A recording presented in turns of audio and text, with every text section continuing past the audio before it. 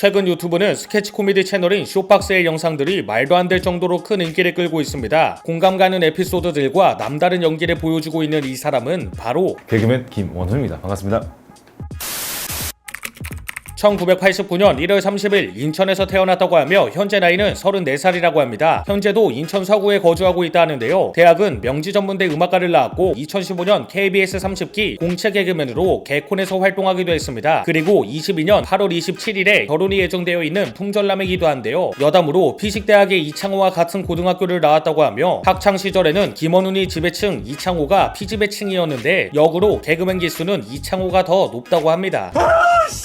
원래는 개그가 아닌 뮤지컬이 전공이었습니다. 명지대 음악과에서 뮤지컬을 전공으로 했으며 현재 노래 실력도 굉장히 좋은데요. 뮤지컬을 했을 때 희극적인 역할을 주로 했었는데 관객석에서 자신의 연기를 보고 웃어주는 것에 희열감을 느꼈다고 하는데요. 이때 나 개그맨 하면 될 수도 있을 것 같다 라는 생각과 함께 마냥 해보고 싶다는 욕심과 개그 콘서트 무대에 서고 싶다는 생각으로 시작했다고 합니다. 그리고 운이 좋게 정말로 KBS 공채 개그맨 시험에서 합격을 하게 된 것이죠. 그렇게 개그 콘서트에서 활발히 활동하게 됩니다. 또 개콘 내에서 군기반장으로 선정되었다고 하는데요. 어쩔 수 없이 욕을 연습해서 연기를 하는 식으로 후배들을 혼을 낸 적도 있다고 합니다. 그래요. 네. 계속 들어볼게요. 그러던 중 선배들을 위해 대청소를 하려다가 개콘 폐지에 대한 이야기를 뒤늦게 알게 되었고 처음으로 무대에 섰을 때의 기쁨만큼 슬픔도 컸다고 합니다. 하지만 개콘을 위해 개그맨이 된 게 아니라 사람을 웃기기 위해 개그맨이 된 것이니 더 노력을 하자 생각했다고 하는데요. 이러한 마음가짐이 현재의 대성을 예고한 것 같습니다.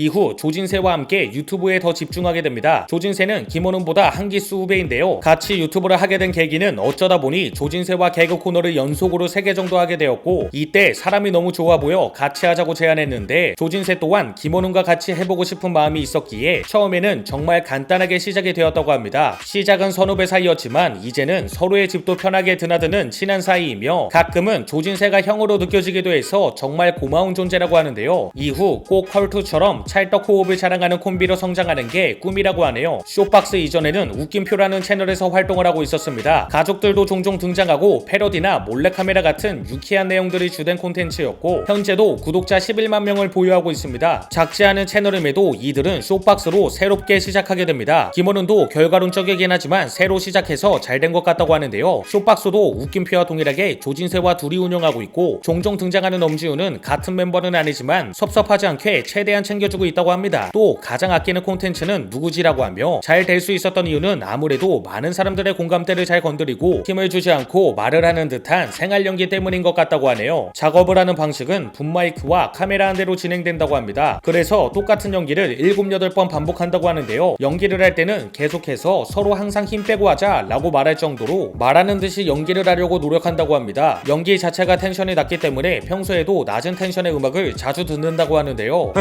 추가로 편집도 직접 본인들이 한다고 하네요. 개콘은 망했지만 끝없는 노력으로 인해 현재 유튜브에서 가장 폭발적인 주목을 받으며 가장 큰 인기를 끄는 채널이 됩니다. 4,700명이던 구독자가 2주 만에 38만 명이 되더니 지금은 63만 명을 넘은 상태이기도 하죠. 갑자기 연락이 너무 많이 와서 일일이 답장을 해주지도 못할 정도로 관심도 상당하다 하는데요. 또 300만 팔로워를 보유한 비르라는 틱토커가 쇼박스의 영상을 패러디하기도 합니다. 광고 제안도 하루에 대략 10개씩 올 정도로 밀려있다고 하는데요. 이러한 성공의 김원훈은 지금까지 부모님에게 용돈도 많이 드리지 못했는데 이제는 드릴 수 있다며 행복하다고 합니다. 그리고 현재는 피식대학 장삐쭈 관아가 속해 있는 메타코미디와 전속 계약을 하게 됩니다.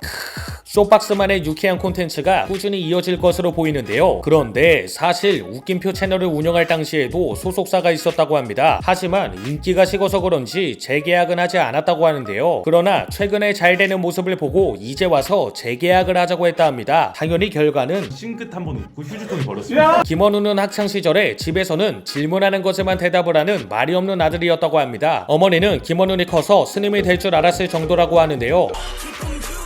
또 사춘기도 크게 오지 않았고 말썽도 부리지 않고 특별히 뭘 해달라고 한 적도 없는 착한 학생이었다고 합니다. 그래서 그런지 방송에 나오는 모습도 그저 대본을 읽는 연기인 줄 알았다고 하는데요. 하지만 점차 아들인 김원훈이 정말 웃긴 사람이라는 걸 알게 되었다고 하네요. 집안에서는 조용했다고 하지만 밖에서는 누구보다 활발한 모습을 보여줬다고 합니다. 이러한 이중적인 성격 중 쾌활한 모습은 남을 웃기며 즐거움을 주는 게 좋아서 꾸며낸 모습이지 않을까 생각한다고 하며 조용한 모습이 원래 자신의 개그맨의 진짜 모습인 것 같다고 하네요. 개인적으로 좋아하는 사람은 개그맨 장기영이라고 합니다. 평소에도 성격이 너무 좋고 후배들을 대하는 모습을 보고 사람 자체가 너무 좋아 보였다고 하는데요. 그래서 나중에 꼭 장기영 개그맨 같은 선배가 되어야겠다고 마음을 먹었다고 합니다. 이 외로는 박영진 그리고 곽범을 좋아한다고 하네요. 김원우는 종종 쇼박스의 콘텐츠를 보고 이곳저곳에서 많이 본 플랫폼이고 뻔하다는 사람들이 있는데 이러한 사람들까지 사로잡고 싶은 게 목표라고 하는데요.